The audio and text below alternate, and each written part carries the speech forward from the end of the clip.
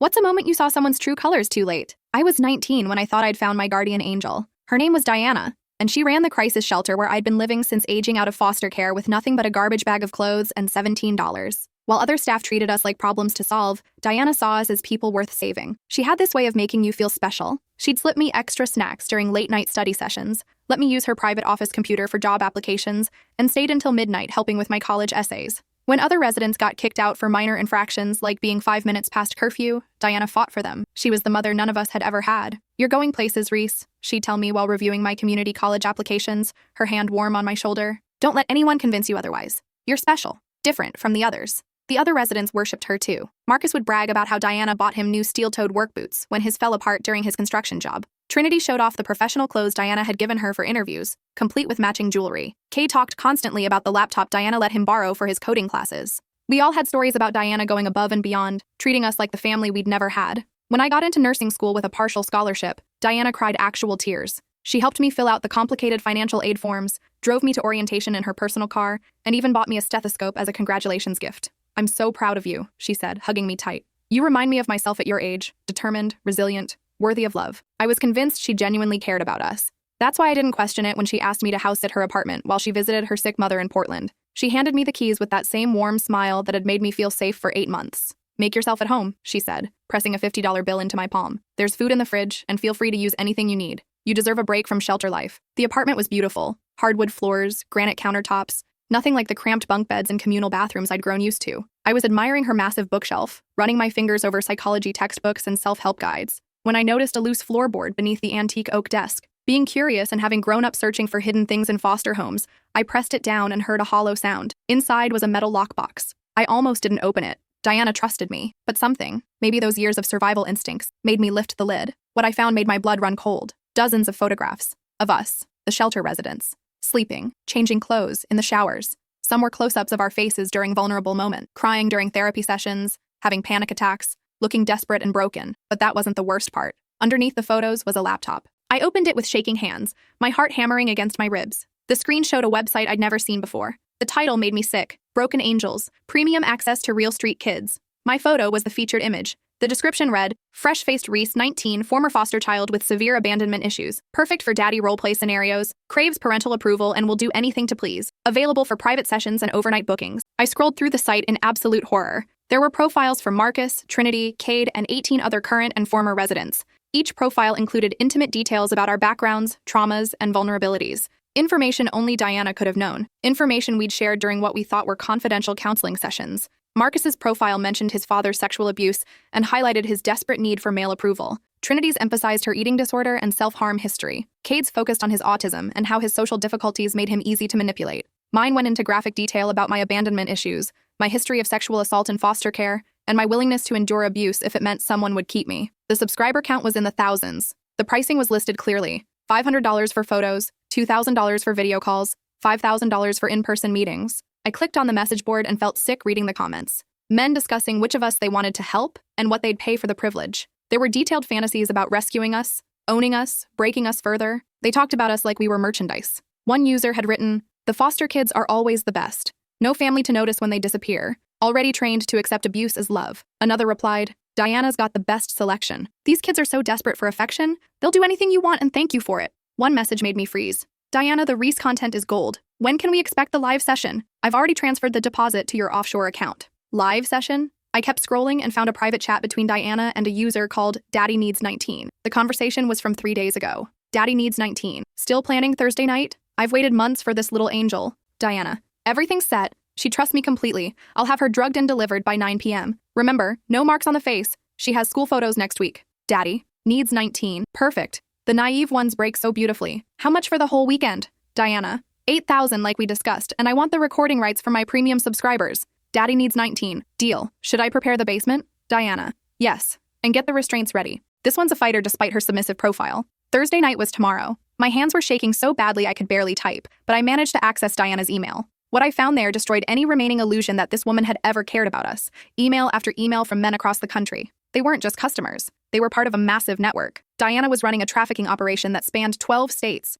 using crisis shelters as her hunting grounds. She'd been doing this for 9 years, perfecting her system. The emails revealed her methodology. Diana would identify the most vulnerable residents, those with no family support and severe trauma histories. She'd gradually build trust through special treatment and emotional manipulation. She'd conduct what she called therapy sessions to gather detailed psychological profiles. Then she'd match victims to clients based on their specific fetishes and preferences. Some emails contained photos I recognized, former residents who'd supposedly found amazing opportunities and moved away. Girls like Harmony, who'd sent Diana grateful letters about her new life working for a wealthy family in California. Boys like River, who'd gotten into an exclusive program for at-risk youth in Florida. Now I could see the truth in their forced smiles, the fear hidden behind grateful words. They weren't living new lives. They were being sold to the highest bidders. One email thread made my stomach drop completely. It was about Chloe, a 16-year-old who'd aged out 6 months ago. Diana had told us Chloe got into a special program in California and was thriving at college. The email chain revealed a different story, from email protected to email protected. Subject, problem with C16. Client reports C16 becoming uncooperative, refuses participation, attempted escape twice. Client requesting permanent disposal. Can arrange pickup this weekend if price is agreeable.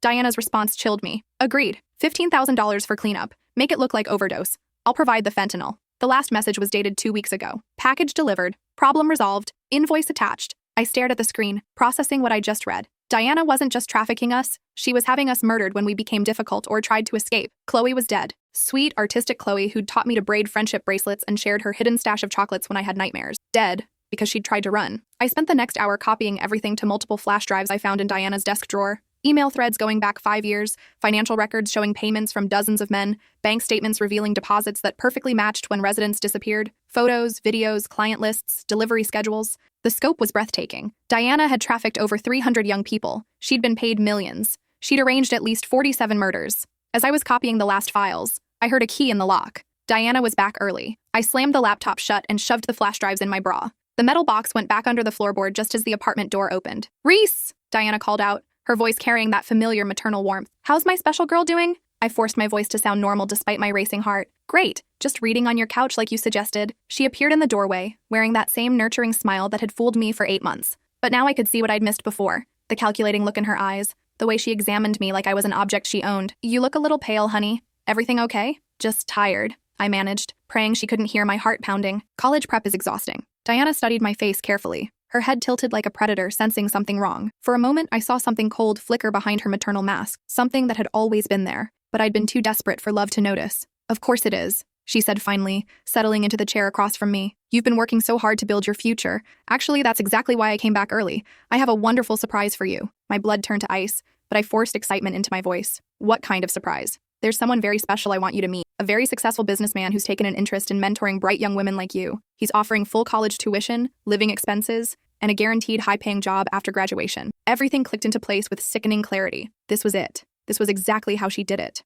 The same script she'd used on Chloe, on Harmony, on River, on hundreds of others. "That sounds absolutely amazing," I said, putting genuine enthusiasm into my voice. "When do I get to meet this incredible person?" "Tonight, actually. I know it's short notice, but he's only in town briefly for business. We're meeting him for dinner at 8 p.m. Diana was watching me carefully, and I knew my reaction in the next few seconds would determine whether I lived or died. One wrong expression, one hint that I knew what she really was, and I'd end up like Chloe. "Wow, tonight? That's so exciting. I should probably dress nicely then. I want to make a good impression." "Already taken care of," Diana said, reaching behind her chair and producing an expensive garment bag. "I picked out something perfect for you, something that shows off your best features." She handed me the bag with a smile that now looked purely predatory. I unzipped it to find a designer dress that was beautiful, expensive, and clearly chosen for a specific purpose. Short enough to be provocative, tight enough to highlight my figure, but styled to look innocent. It was exactly what a predator would want his victim to wear. "Diana, this must have cost a fortune," I said, fingering the silk fabric. "You've already done so much for me." "Money is no object when it comes to your future," she replied,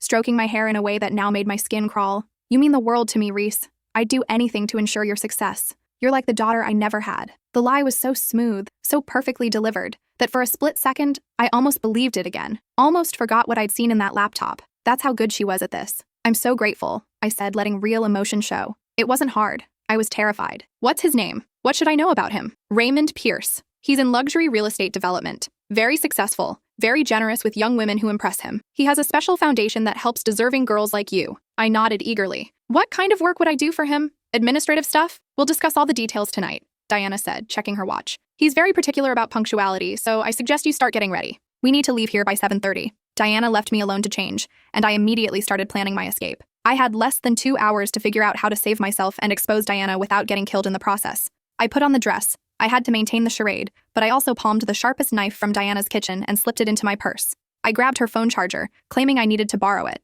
Most importantly, I used her computer to upload copies of all the evidence to a secure cloud server. While getting ready, I thought about all the signs I'd missed. The way Diana always steered our counseling sessions toward the most traumatic details of our past. How she'd ask probing questions about our sexual experiences and boundaries. The way she'd separate us from each other whenever someone got too close to another resident. How she'd always have reasons why certain residents shouldn't maintain contact after they left. I remembered asking about Harmony's address so I could write to her. Diana had said Harmony was in a confidential program and couldn't receive mail. Same excuse for River, for Chloe, for all of them. At exactly 7:30, Diana knocked on the bedroom door. "Ready, sweetheart?" I opened the door, playing the excited, naive girl she expected to see. "I can't believe this is really happening," I gushed, channeling every ounce of fake enthusiasm I could muster. "What should I call him?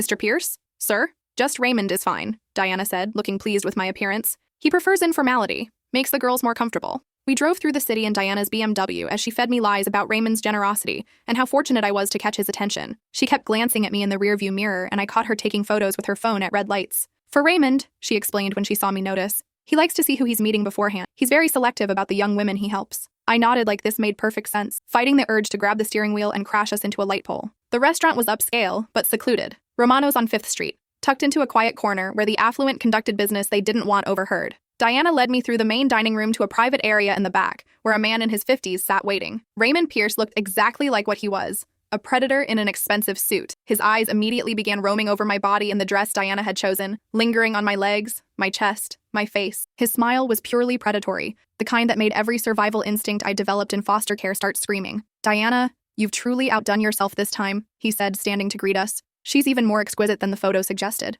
"Thank you so much," I said quietly, playing the overwhelmed teenager meeting her potential savior. "Please, sit," Raymond said, pulling out my chair with exaggerated chivalry. "I've taken the liberty of ordering wine. I hope you don't mind. It's a very special vintage." Dinner was a carefully orchestrated nightmare. Raymond asked probing questions about my background, my fears, my deepest insecurities. Diana encouraged me to open up, to share my most vulnerable moments with this stranger who was planning to exploit them. "I understand you've had a particularly difficult childhood," Raymond said, cutting his steak with deliberate precision. "Foster care can be so traumatic for sensitive young women. You must crave stability, security, someone strong to take care of you." "I do," I admitted, letting real longing show in my voice. It wasn't hard. Despite everything, part of me still desperately wanted someone to genuinely care. "Diana tells me you're very bright, very dedicated to your studies, but I imagine the financial pressure is overwhelming. Student loans, living expenses, textbooks. It must keep you awake at night." "It does," I said, "but I'm willing to work hard for my future." Raymond smiled at Diana in a way that made my stomach turn. "She's told me so much about you, Reese. Your intelligence, your resilience, your remarkable capacity for gratitude. She thinks you'd be perfect for a very special program I run." "What kind of program?" "I help exceptional young women with limited resources reach their full potential. I provide housing in a beautiful estate, complete educational funding, designer clothing, travel opportunities. In exchange, you assist me with some light business entertaining. Nothing inappropriate, of course. Just being charming at dinners, accompanying me to cultural events, helping me present the right image to my clients." The lie was smooth, practiced, delivered with just the right amount of paternal concern. I could see how someone desperate and naive would grab onto it like a lifeline. "That sounds incredible," I said, leaning forward with apparent eagerness. "What would my daily responsibilities be exactly?" "We'll discuss all the details once you're settled," Raymond said, exchanging a meaningful look with Diana. "But first, why don't we continue this conversation somewhere more private? I have a suite at the Meridian Hotel where we can talk properly about your future." This was it. Once I got in that car with them, I was dead within 24 hours. "Actually," I said, standing up suddenly and grabbing my purse, "I need to use the restroom first." All this excitement? My stomach's a little nervous. "Of course, dear," Diana said, but her eyes sharpened slightly. "Don't be long. Raymond has an early flight tomorrow." In the bathroom, I locked the door and immediately pulled out my phone, dialing 911 with shaking fingers. "This is an emergency," I whispered into the phone. "I'm being trafficked right now. I'm at Romano's restaurant on 5th Street, private dining room B. The traffickers are Diana Walsh from Hope Harbor Crisis Shelter and Raymond Pierce. I have extensive evidence of a trafficking network." "Stay on the line," the operator said urgently. "Units are en route. Are you in immediate danger?" "Yes, they're planning to take me to a hotel room tonight. They've been trafficking kids from the shelter for years. I have proof, files, emails, financial records. How many subjects are we talking about? Hundreds, maybe thousands? And they're killing kids who try to escape. Officers are 2 minutes out. Can you stay where you are?" "No, they'll get suspicious, but I'm not going anywhere with them. I'll stall until you get here." I hung up and returned to the table, forcing my expression to remain excited and grateful. "Everything okay?" Diana asked, her voice carrying just a hint of suspicion. "Perfect," I said, sitting back down, just a little overwhelmed by how amazing this opportunity is. "I keep thinking I'm going to wake up and it'll all be a dream." Raymond smiled and signaled the waiter for the check. "Trust me, this is very real." and it's just the beginning. Shall we continue this conversation somewhere more comfortable? I'd absolutely love to, I said. We stood and walked toward the exit, Diana's hand resting on my lower back in what looked like maternal guidance, but felt like ownership.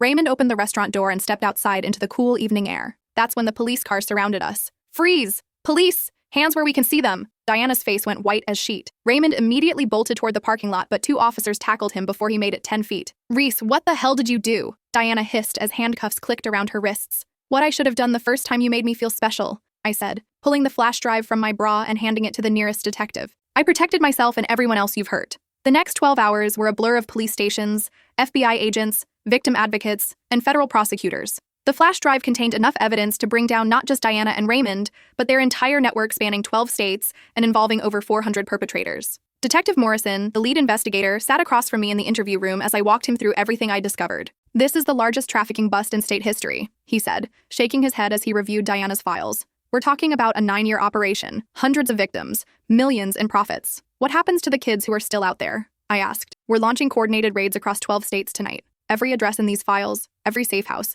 every client location, we're going to find them. When they raided the shelter that night, they found hidden cameras in every room, including the showers and private counseling offices. Diana's office contained files on 127 potential victims, complete with psychological profiles, photographs, and detailed notes about each resident's vulnerabilities. In the basement, they discovered a soundproof room equipped for live streaming, complete with professional lighting and recording equipment. But the most damning evidence was Diana's personal computer, which contained 9 years of communications with clients, financial records showing payments totaling over $4.2 million, and detailed logs of every trafficking transaction. The rescue operation that followed was the largest in FBI history. Over the next 72 hours, federal agents raided locations in 12 states and rescued 127 victims. Some had been missing for years. Others, like me, had been just hours away from disappearing forever. Marcus was found in a trafficking house in Detroit, barely alive after 3 years of captivity. He'd been sold to a man who'd broken his ribs, burned him with cigarettes, and kept him chained in a basement. When the FBI found him, he weighed 89 pounds and didn't speak for 6 weeks. Trinity was in Miami, being held by a couple who'd convinced her she was their adopted daughter while forcing her to service their friends. She'd been there for 2 years, completely brainwashed into believing the abuse was normal family affection. Cade had been in Portland, sold to a tech executive who'd exploited his autism and computer skills to create child pornography while keeping him locked in a basement office. He'd tried to escape 17 times. One by one, Diana's victims came home. Some were barely recognizable. Others had been so psychologically damaged that recovery seemed impossible. But they were alive, and that was more than many of us had dared hope for. The trial began 8 months later and lasted 6 weeks. Diana's defense team tried to paint her as a misguided woman who'd started with good intentions, but had been manipulated by the men in her network. They claimed she was a victim herself, corrupted by predators who'd taken advantage of her desire to help vulnerable youth. The prosecution, led by Assistant U.S. Attorney Jennifer Chen, systematically destroyed that narrative. Diana Walsh didn't start as a misguided helper, Chen told the jury during opening statements. She started as a predator who recognized that crisis shelters provided perfect hunting grounds for the most vulnerable members of society. She spent 9 years perfecting a system designed to identify, groom, and traffic children who had nowhere else to turn. I testified for 3 days. I told the jury about Diana's manipulation tactics, the hidden cameras, the website, the client communications. I read aloud her emails discussing our murders, her detailed profiles of our traumas, her systematic exploitation of everything that made us vulnerable. The defendant didn't see us as human beings, I said during my final day of testimony. She saw us as products. She turned our desperate need for love and stability into a weapon against us. She convinced us she cared while she was literally selling us to the highest bidders. Diana sat at the defense table maintaining a mask of wounded dignity. Even then, even with all the evidence laid bare, she was still playing a role. Still trying to convince someone, the jury, maybe herself, that she was the real victim in all of this. During cross-examination, her lawyer tried to suggest that I'd misunderstood what I'd seen, that Diana's notes were taken out of context, that her communications with clients had been misinterpreted. Ms. Crawford, the defense attorney said, isn't it possible that Ms. Walsh was trying to protect you and the other residents, that she was gathering intelligence on these predators? I looked directly at Diana as I answered. If she was trying to protect us, why did she take photos of us in the shower? Why did she drug our food to make us more compliant? Why did she tell Raymond Pierce exactly how to break me during torture sessions? The defense attorney had no response.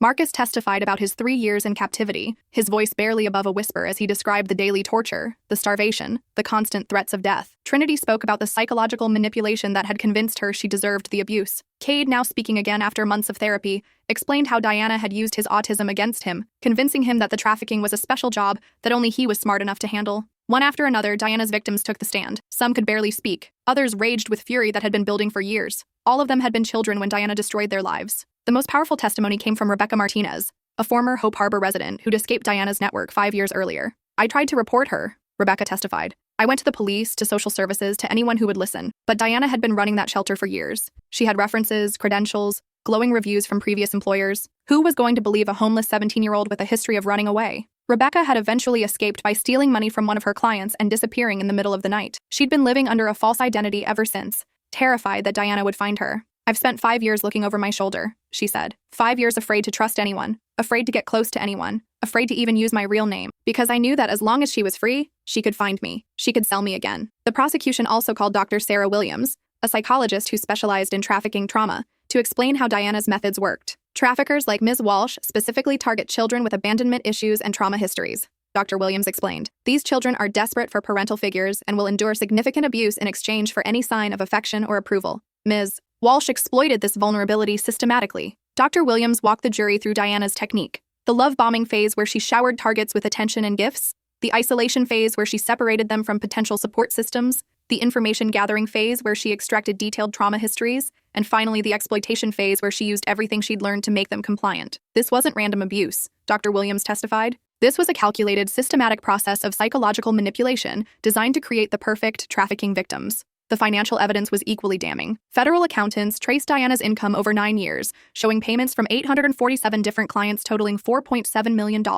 They found offshore accounts, cryptocurrency transactions, and money laundering operations spanning multiple countries. Assistant U.S. Attorney Chen presented bank records showing that Diana's income jumped from $32,000 a year as a legitimate shelter director to over $600,000 a year once she began trafficking residents. This wasn't about helping vulnerable youth, Chen told the jury. This was about money. Diana Walsh turned human suffering into personal profit, and she got rich doing it. The defense's case lasted 2 days. They called character witnesses who testified about Diana's early career as a legitimate social worker, her volunteer work with homeless youth, her apparent dedication to helping others. They brought in a psychologist who suggested Diana might have been suffering from a dissociative disorder that impaired her judgment. But none of it mattered. The evidence was overwhelming. Diana was convicted on 247 counts of human trafficking, child sexual exploitation, racketeering, money laundering, and conspiracy to commit murder. The jury deliberated for less than 4 hours. Raymond Pierce was convicted on 156 counts and sentenced to life without parole. 73 other members of their network received sentences ranging from 15 years to life. During Diana's sentencing hearing, Judge Patricia Santos addressed her directly. "Ms.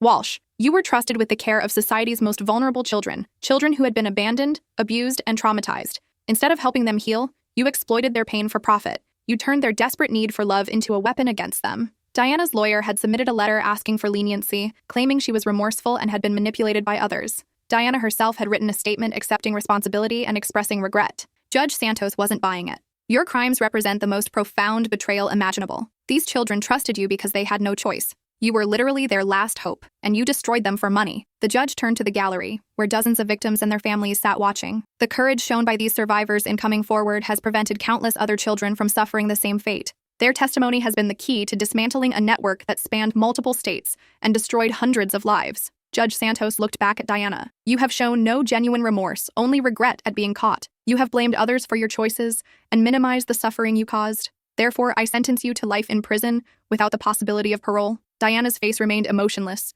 as the sentence was pronounced. Even then, she maintained the facade. But as they led her away in shackles, I saw her mask slip for just a moment. The rage in her eyes, the pure hatred for everyone who had exposed her, revealed who she really was underneath all the manipulation. As the judge asked if any victims wanted to make impact statements, I stood up. "Your Honor, I'd like to say something to Diana Walsh." I walked to the podium and looked directly at the woman who'd almost destroyed me. "You taught me something valuable," I said, my voice steady. "You taught me that predators don't look like monsters. They look like the person offering help when you desperately need it. They look like the adult who finally seems to see your potential. They look like someone who cares." Diana's expression remained neutral, but I saw her hands clench slightly. "But you also taught me that survival isn't about avoiding predators," I continued. "Sometimes they're unavoidable. Sometimes they're the only option you think you have. Real survival is about recognizing them before it's too late. And when recognition comes, fighting back with everything you have." I paused, thinking about Chloe, about Harmony, about all the kids who didn't make it out. "You told me I was special, that I was different from the others. You were right. I was different. I was the one who looked under the floorboard.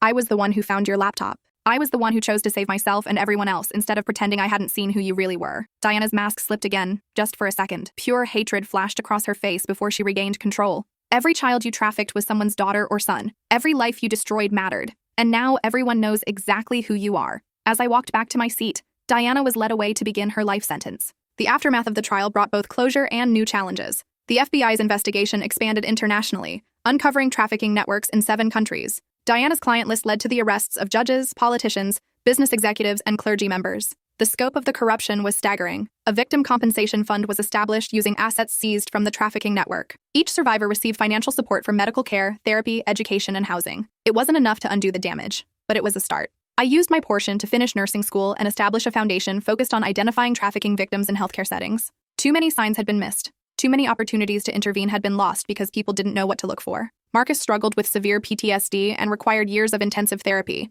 but he eventually returned to school and became an advocate for male trafficking victims, a population that was often overlooked because people assumed trafficking only affected girls. Trinity earned her bachelor's degree in social work and now works with trafficking survivors, helping them navigate the complex process of recovery and reintegration. She says helping others heal helps her heal too. Cade completed his computer science degree and now works with federal law enforcement, developing technology to identify and shut down trafficking websites. His autism, which Diana had exploited, became a strength in his new career. His ability to recognize patterns and obsess over details made him exceptionally good at tracking digital evidence. Rebecca, who had lived in fear for 5 years, finally felt safe enough to reclaim her real name and rebuild her life. She opened a small bakery in Oregon and sends me pictures of her wedding cake designs. She's getting married next month to someone who knows her whole story and loves her anyway. Not all the survivors recovered as well. Some struggled with addiction, homelessness, and repeated victimization. The trauma Diana inflicted was deep and lasting. Several victims died by suicide in the years following the trial, unable to overcome the psychological damage, but the majority of us survived. We built new lives, formed new relationships,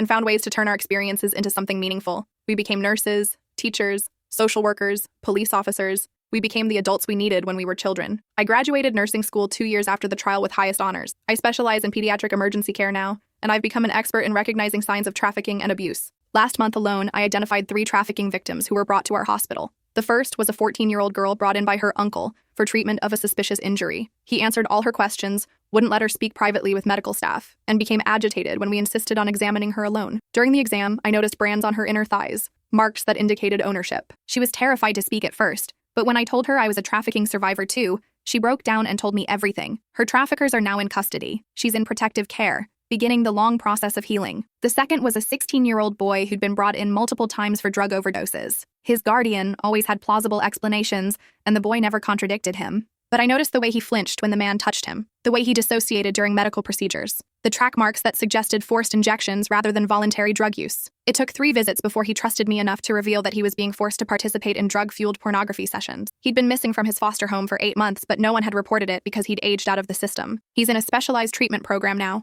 recovering from both the trafficking trauma and the addiction that was forced on him. The third was a 12-year-old girl whose grandmother brought her in for persistent stomach pain. The grandmother seemed genuinely concerned, but something felt off about their interaction. During the physical exam, I found evidence of sexual trauma and noticed that the child seemed coached in her responses to questions. Further investigation revealed that the grandmother had been renting the child to neighbors and family friends for 2 years. The stomach pain was caused by internal injuries from repeated sexual assault. The grandmother is in jail. The child is receiving specialized care from people who understand trafficking trauma. Every time I save someone, I think about that night in Diana's apartment, when I chose to look under the floorboard instead of ignoring my instincts. I think about the moment I realized that the person I trusted most was the person I should have feared most. But I also think about the choice I made next, to fight back instead of pretending I hadn't seen the truth. That choice saved my life. It saved Marcus, Trinity, Cade, Rebecca, and 122 other survivors. It prevented Diana from destroying hundreds more children who would have come through Hope Harbor in the years that followed. The difference between recognizing evil and acting on that recognition is often the difference between life and death, between freedom and captivity,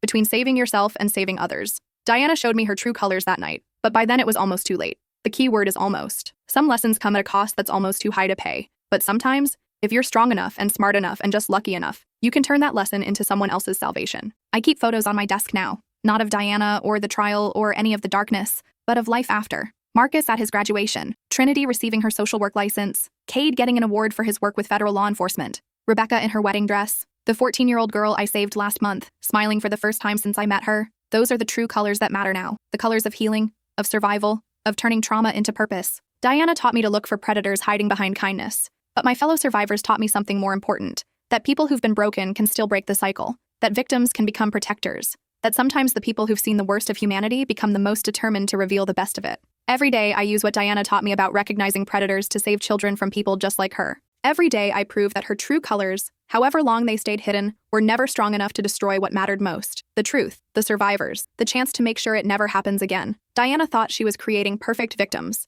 Instead, she created an army of people who know exactly what to look for and will never let it happen to someone else. That's not the ending she planned, but it's the one she deserves.